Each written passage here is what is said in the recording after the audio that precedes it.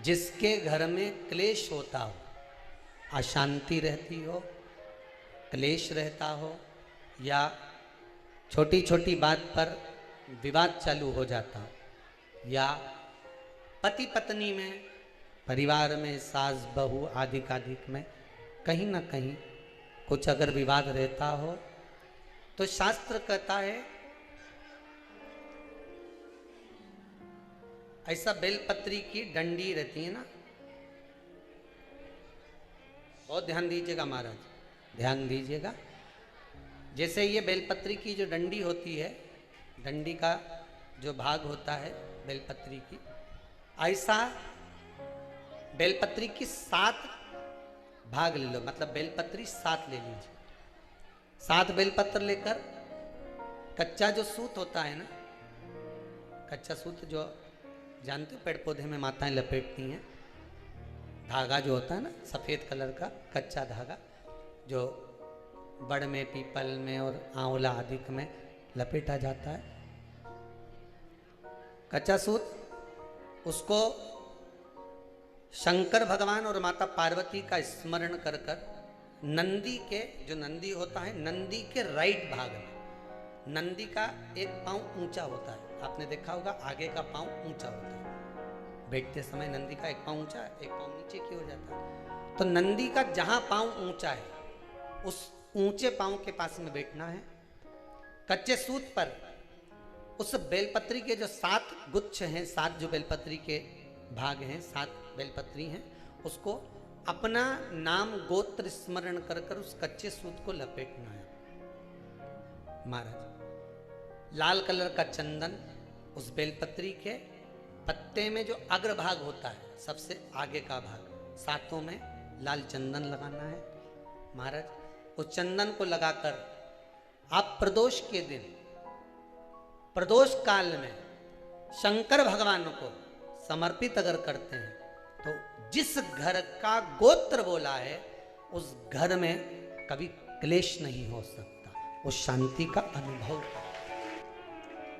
एक धागा होता है पक्का धागा, एक धागा होता है कच्चा धागा, बहुत ध्यान दीजिएगा महाराज। पक्के धागे से नहीं लपेटना सफेद, कच्चा जो धागा पीपल में, बड़ में या आंवला आदि में जो हम लोग लपेटते हैं पूजन करते समय, वो कच्चा धागा। और एक बात और आपको कहने, ध्यान दीजिएगा, अगर मान लो किसी पति पत्नी का तलाक तक की नौबत हो गई और तलाक नहीं कराना है, आपस में वापिस प्रेम बढ़ जाए, छोरी वापिस घर में रहे, बेटा उसको रखे, बहू रहे, आपस में प्रेम बढ़े, वो भले मायके चली गई हो, वो भले लड़का छोड़कर चले गया हो, अकेली रह रही हो और चाहती है कि मैं पति के साथ रहना है, तलाक नहीं होना चाहिए, हम दोनों में प्रेम रहे, वो संभाले मेरे को भी और मैं भी आदर करूं, वो भी आदर करे।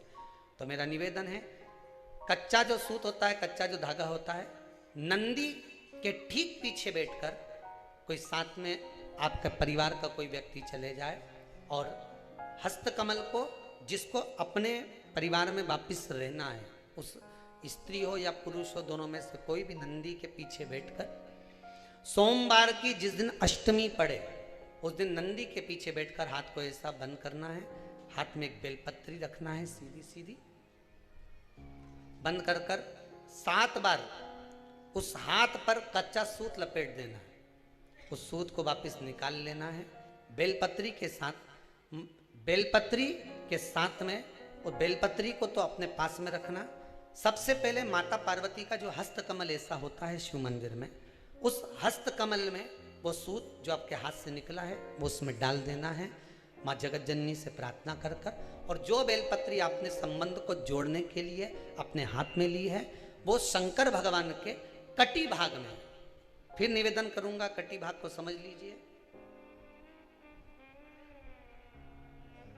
ये शिवलिंग रखा है, जहां पर शंकर भगवान का शिवलिंग, माता पार्वती जी के हस्त कमल पर जो शिवलिंग रखा है, ये भाग कटी भाग कहलाता है। इस जगह पर जहां शंकर और पार्वती का मिलन हुआ है, उस जगह पर उस बेलपत्री को रख देना।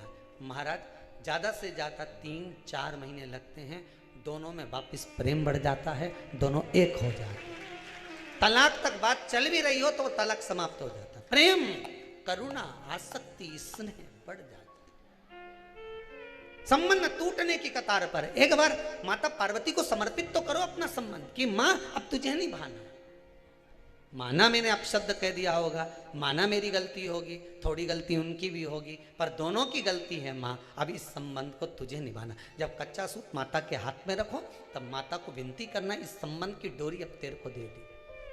दीन बंधो दीनानाथ मेरी डोरी तेरे, अब ये डोरी मैंने तुमको दे दी है, अब ये संबंध आपको निभाना है, अब ये संबंध मेरा। पतंग उड़े आकाश माने, डोर थारा हाथ मां, ओ भोले मेरी पतंग ऊंची राखना। शंभो मेरी पतंग ऊंची राखना। नाव चले मझधार मां, पतवार थारा हाथ मां, ओ भोले मेरी नैया पार लगा। शंभो मारी नैया पार लगा। रथ उब्या मैदान माने, डोर थारा हाथ मां। रथ उब्या मैदान माने, डोर थारा हाथ मां, ओ भोले हमने रण संग्राम जितावजो। शंभु हमने रण संग्राम जितावजो, ओ भोले थारा चरण कमल मारा। हे भगवान, अब ये पतंग इधर उधर ना जाए, इसको साध ले, मेरी डोरी तू पकड़ ले,